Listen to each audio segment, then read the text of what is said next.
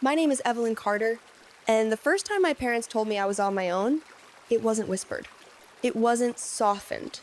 It was said out loud in a glass conference room with a lawyer present, like a business decision that had already been approved. "We're not funding your future," my father said, eyes fixed on the table instead of me. "Your sister needs it more." I remember the hum of the air conditioner, the click of a pen, the way my mother nodded before I even had time to breathe. I was 31 years old. I had worked full-time since I was 19.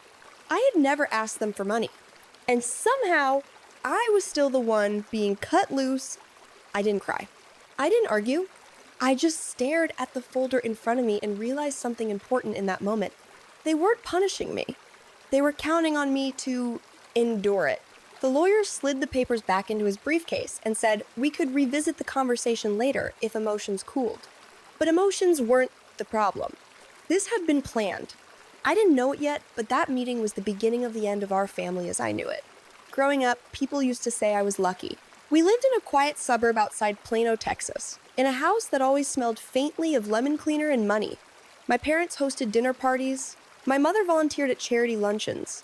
My father worked in commercial real estate and liked to tell people he'd built everything from scratch. They never mentioned who helped him build it. I was the older daughter by 14 minutes. My sister Lauren was the miracle. She had asthma as a baby. She cried more. She needed more. And somehow, that never stopped. From the time we were old enough to speak, our roles were clear. Lauren was the fragile one, the dreamer, the investment. I was the reliable one. If Lauren forgot her lunch, I split mine in half. If she missed a deadline, I reminded the teacher. If she quit another activity, I stayed behind to help clean up. My parents used to smile when they talked about how mature I was. What they really meant was manageable. Lauren went to private school. I went to the good public one down the road. Lauren took ballet, then voice lessons, then acting workshops in Los Angeles every summer once she turned 16. I got a job. I started working weekends at a grocery store when I was 15, then moved to a cafe near our house. By senior year, I was working 30 hours a week and maintaining a 4 gigapascals. My parents told people they were so proud of my independence. They didn't tell them it was necessary. When college acceptance letters came, Lauren got into an out-of-state school with a glossy brochure and a wait list for a prestigious arts program. My parents cried. I got into a solid in-state university with a partial scholarship. They smiled politely. That night, my father explained that the college fund something my grandfather had started for the girls would be used primarily for Lauren. "She has more potential," he said. Like that settled it. I nodded. I always nodded. I took out loans. I worked nights. I graduated with honors and debt. Lauren transferred schools twice, dropped out once, then re-enrolled when my parents paid to reset her momentum. I never asked what that cost. The only place I ever felt like I was seen was in our house. It was my grandfather's. Arthur Hale, my mother's father, lived in a small coastal town outside Galveston, in a weathered house that always smelled like coffee and old books. He was a retired structural engineer, quiet, precise, and allergic to nonsense. Every summer, my parents sent me there for a few weeks to help him around the house. Lauren never came. She hated the heat. And the lack of attention, those weeks changed my life. My grandfather woke up before sunrise every day. He drank his coffee black and read financial reports the way some people read novels. When I was younger, he would ask me to sit with him at the table while he reviewed statements. "What do you notice?" he'd ask. At first, I noticed nothing. By the time I was 16, I noticed everything. He taught me how to track accounts, how to read footnotes, how to understand when numbers didn't match behavior. "People lie," he told me once, tapping a ledger with his finger. "Money doesn't unless someone makes it." He never spoke badly about my parents. He didn't have to. Before I left for college, he handed me a small notebook and told me to keep track of my expenses just so you know where you stand. I thought it was advice. I didn't realize it was training. After college, my life looked successful on paper. I worked in operations for a mid-sized logistics company. I paid my bills. I helped my parents whenever they asked, which was often, could I help manage paperwork? Could I co-sign something temporarily? Could I cover a payment just this once? They always paid me back. Eventually, Lauren drifted. She tried influencer marketing, then wellness coaching, then acting again. My parents funded all of it. They told me not to worry. She just needs time. Time, apparently, was expensive. When my grandfather passed away, I flew to Galveston alone. My parents said they'd handle things locally. At the small graveside service, an older man I recognized as his attorney pulled me aside. He trusted you, he said quietly, more than anyone realized. He handed me a sealed envelope. I didn't open it until weeks later. Inside was a letter in my grandfather's handwriting and a single sentence that changed everything. If they ever try to cut you out, it means they already crossed a line. Follow the numbers. I folded the letter and put it away. I didn't think I'd need it. 2 years later, I sat in that glass conference room with my parents. That's when they told me they were restructuring family assets. That's when they told me Lauren needed more support. That's when they told me they weren't helping me anymore. They said it calmly. They said it like it was fair. And something inside me finally stopped breaking and started paying attention. When I got home that night, I pulled out the notebook my grandfather had given me years ago. I hadn't used it in a long time. I started writing dates, requests, transfers, patterns. I didn't accuse anyone. I didn't confront them. I did what I had always done. I stayed quiet. I worked. I watched. And slowly, painfully, I began to see the shape of something far bigger than favoritism. Something that explained why my parents were so confident cutting me loose. Something that made that letter feel less like advice and more like a warning. I didn't confront them. That was the first decision I made differently from the girl I used to be. In the past, silence had been survival. Now, silence was strategy. Over the next few months, my parents acted like nothing had changed. They still invited me to family dinners, still asked about my job, still spoke to me in that careful, approving tone people use when they think you're manageable. But the requests kept coming. Could I review a document real quick? Could I help explain something to a banker? Could I look over numbers just to be safe? They framed it as trust. I recognized it as access. Every time they handed me something, I didn't just read what they wanted me to read. I checked what they didn't mention. Footnotes, dates, signatures. The names of accounts that appeared once and never again. My grandfather's voice lived quietly in the back of my mind. Follow the numbers. Lauren, meanwhile, was suddenly everywhere. She had moved to Austin to restart her brand. She posted daily videos about healing, ambition, and financial freedom. Ironic, considering she had never paid a bill on time in her life. My parents flew out twice a month to visit her, paid for a downtown apartment with a view she showed off in mirror selfies, talked endlessly about her momentum. They never once asked how I was doing. I started pulling my credit reports, then theirs. Nothing illegal yet, but plenty that didn't make sense. Accounts closed and reopened. Assets moved into LLCs I didn't recognize. A family trust that appeared in one document and vanished in the next. When I asked casually about it, my father laughed. "You've always been anxious," he said. "You think too much." That was the moment I knew. If everything was clean, they wouldn't need me to stop looking. The envelope my grandfather had given me stayed untouched for months. I was afraid of what I might find. But one night, after my mother called asking me to quickly explain a wire transfer she didn't understand, something inside me snapped, not loudly, but cleanly. I opened the envelope. Inside was a list of account numbers written in my grandfather's precise handwriting. Dates, institutions, and one line underlined twice. If anything changes, check the education trust first. I hadn't known there was an education trust. I did some digging. It wasn't small. It was structured years ago, funded slowly, legally, meticulously. A long-term vehicle designed to grow quietly, untouched by daily spending. My grandfather had been careful, deliberate. It wasn't meant to disappear. And yet, the balance I found didn't match the historical contributions, not even close.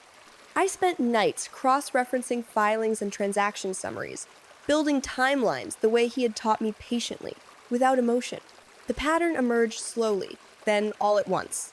money labeled for education expenses. Distributions made months before they were needed.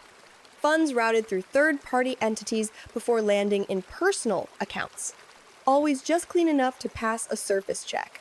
Always just vague enough to explain away. And always, somehow, tied back to my parents or Lauren. I sat at my kitchen table until sunrise, staring at the spreadsheet I had built. This wasn't favoritism. This was extraction. The hardest part wasn't the numbers. It was realizing how long it had been happening. They hadn't suddenly decided to cut me out. They had simply reached the point where they no longer needed my silence.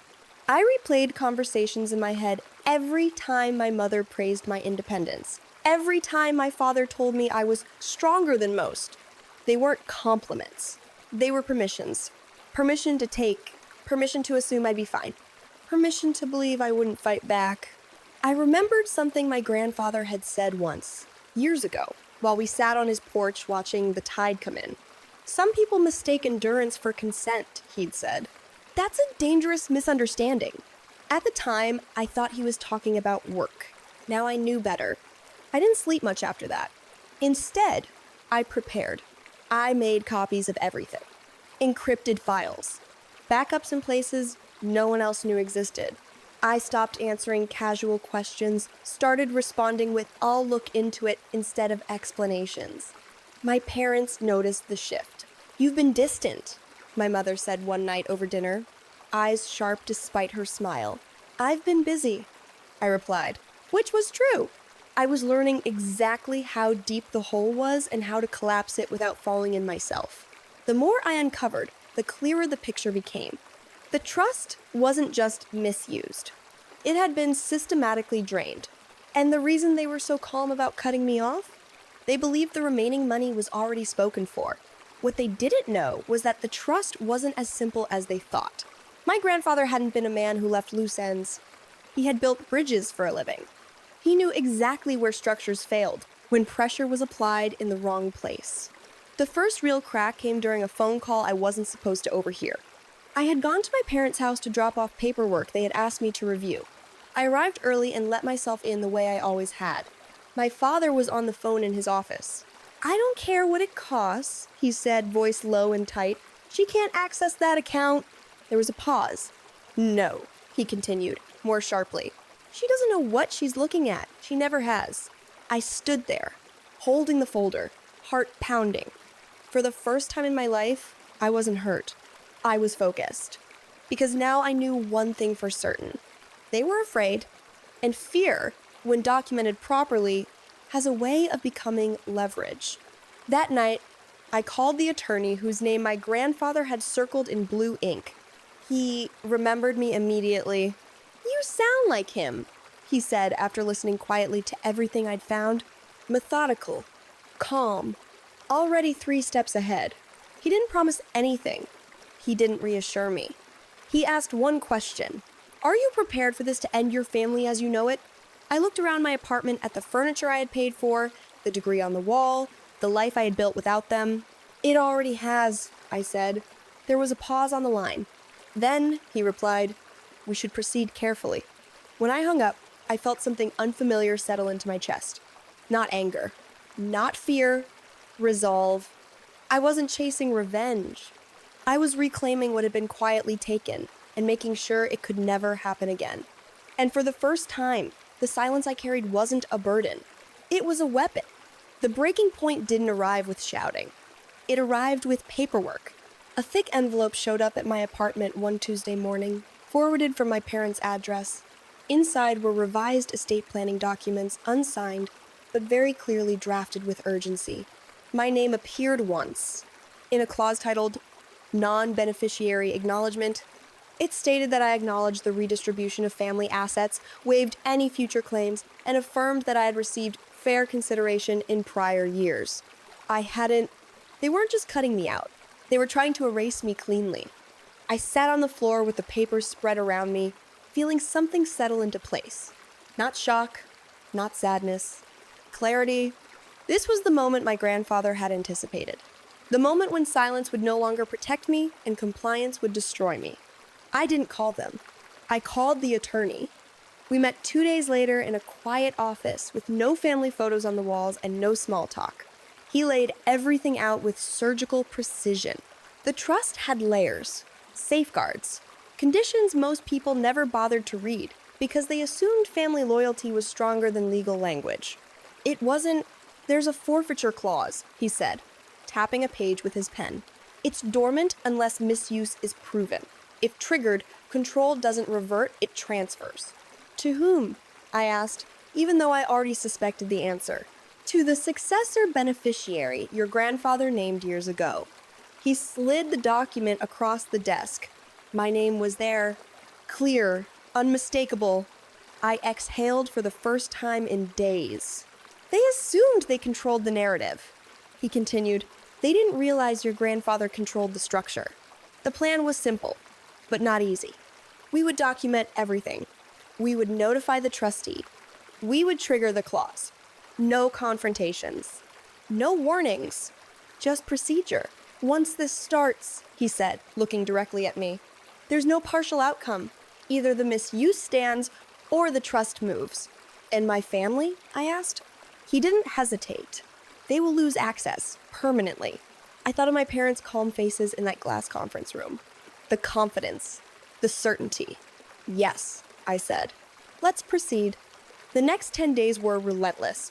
I relived years of my life through transactions and timestamps. Every withdrawal labeled as education. Every wire that took a detour before landing where it shouldn't have. I didn't editorialize. I didn't speculate. I let the numbers speak. We built timelines, charts, cross-references that made excuses impossible. By the end, there was no ambiguity. This wasn't a misunderstanding. It was deliberate. The call came on a Friday. All parties were required to attend. My parents, Lauren, the trustee, the attorney, and me. My mother's face tightened when she saw my name on the participant list. My father tried to speak first. The attorney cut him off politely. "We're here to review documented misuse of trust funds and execute the governing provisions accordingly." The words were calm, neutral, devastating. He walked them through the evidence step by step. Each slide answered a question before it could be asked. My father's jaw clenched. My mother shook her head, whispering, "This is ridiculous." Lauren stared at the screen, frozen. When the forfeiture clause appeared, highlighted and unmistakable, the room went silent. This clause, the attorney said, was designed to protect the beneficiary from precisely this scenario. He paused. "The successor beneficiary is Miss Carter." Lauren finally spoke. "You can't do this," she said, voice thin. "This is our future." I unmuted my microphone for the first time. "You already decided my future," I said calmly. "This is just the part where I decide mine." My mother exploded then, accusations, tears, disbelief, layered over panic. The attorney waited until she stopped. "The transfer will be executed immediately," he said. "Further disputes can be addressed through proper legal channels." The call ended abruptly.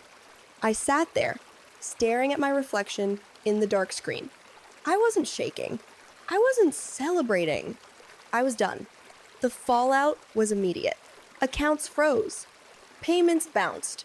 Lauren's carefully curated life unraveled in public. Sponsors disappeared.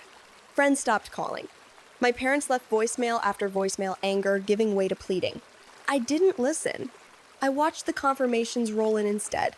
The trust balance, what remained of it, moved quietly, cleanly, into an account titled solely in my name. No drama. Just finality. That night, I opened the notebook my grandfather had given me years ago. On the last page, I wrote one sentence. "Endurance is not obligation." I closed it. For the first time, I felt light. Not because I had won, but because I had stopped carrying what was never mine to bear. The consequences didn't arrive all at once. They came in waves. Quiet at first, then undeniable. Within days of the transfer, my parents' accounts were frozen pending review. Automatic payments failed, a mortgage notification followed, then another. The kind of mail no one frames on the kitchen counter. Lauren called me from a number I didn't recognize. I didn't answer. She left a voicemail anyway. Her voice was unsteady. Not angry, not confident, just scared. She said she had signed contracts she couldn't fulfill, that sponsors were pulling out, that people were asking questions she didn't know how to answer. She said my parents were falling apart. I deleted the message. Not because I didn't care, but because I finally understood that caring had never protected me, only enabled them. The attorney forwarded updates as they came in. Formal, procedural, impersonal. Tax authorities were notified, repayment demands issued, assets reevaluated.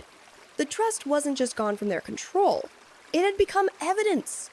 My parents hired lawyers, expensive ones, the kind that bill by the hour and don't promise outcomes. By the time they realized there was no undoing what had been done, they were already hemorrhaging money, just trying to slow the clock. Lauren's apartment lease was terminated early when the guarantor, my father, couldn't meet the revised requirements. She moved into a smaller place with roommates who didn't know her last name. My mother stopped posting on social media entirely. My father stopped calling. The silence they had once weaponized against me now wrapped around them. I didn't feel victorious. I felt settled. The money arrived without ceremony. No confetti, no speech. Just a number that finally matched the work it represented. I paid off my student loans first. Then I took a week off work for the first time in years, not to celebrate, but to think. I moved slowly, intentionally. I relocated to a city where no one knew my family name, rented a small apartment with windows that faced east, so the mornings felt like beginnings instead of recoveries.